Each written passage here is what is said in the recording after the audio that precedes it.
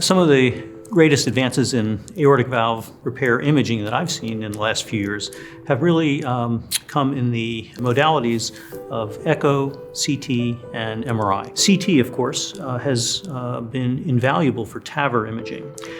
It's also, I think, has a role in assessment of aortic valve for repairs. But I think the greatest advancement has really been in cardiac MR. It is the gold standard for quantification now of ventricular sizes and volumes, and corresponding measurements of end diastolic volumes are greater when used with cardiac MR techniques than with echo techniques.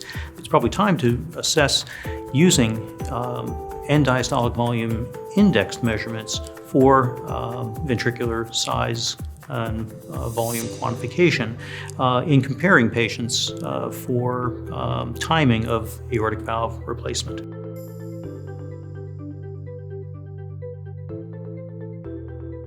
Cardiac MR now has the ability to measure both fibrosis within the myocardium, as well as expanded extracellular volume, which is a measurement of dysfunction of the myocardium and an abnormality inherent to myocardial disease that can identify ventricles that may, again, be falling off their performance curve or may be subject to unfavorable remodeling, either in the absence of valve repair or undergoing surgery.